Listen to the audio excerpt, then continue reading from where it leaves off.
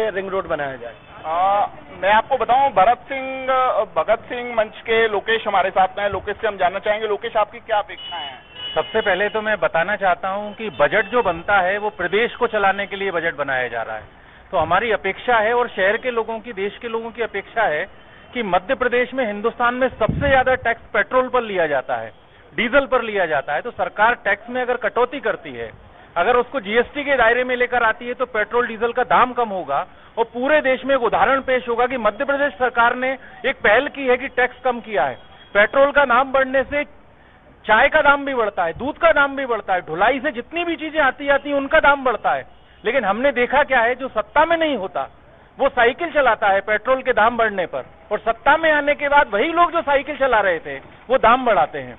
तो इसीलिए ये अपेक्षा है कि वो उदाहरण पेश करें, पेट्रोल डीजल का दाम कम करें, टैक्स कम करें। दूसरा, मध्य प्रदेश के अंदर शराबबंदी करें, क्योंकि अगर ये उदाहरण दिया जा रहा है कि रेवेन्यू शराब से कलेक्ट होता है, तो अगर लोग शराब नहीं पिएंगे तो उनके पास जो पैसा बचेगा उससे बाजार में पैसा आएगा, तो रेवेन्यू तो सरकार के पास और ज्यादा आएगा।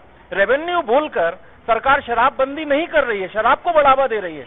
शराब से इतनी ज्यादा दुर्घटनाएं हो रही हैं, घर में इतनी घरेलू हिंसा हो रही है। बिहार के अगर आंकड़े देखेंगे तो बिहार में बंदी के बाद बहुत कम हो गई, एक्सीडेंट के केस कम हो गए, रेवेन्यू जनरेट हुआ क्योंकि लोगों ने पैसा बाजार में डालना शुरू किया। तो मध्य प्रदेश सरकार से अपेक्षा है, एक तो पेट्रोल डीजल पर टैक्स कम करें और शराबबंदी लागू करें।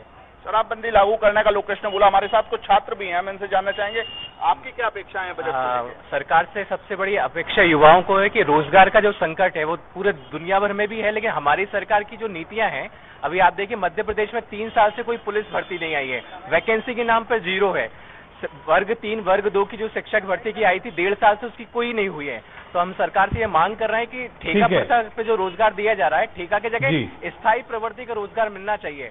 और निरंतर रूप में हर साल बड़े स्तर पर जो सरकारी विभागों में पद खाली है, गुना का जो बिल्कुल रोजगार भी एक बड़ा मुद्दा है। गुना में इसको लेकर लगातार मांग उठ रही है। आपका दोबारा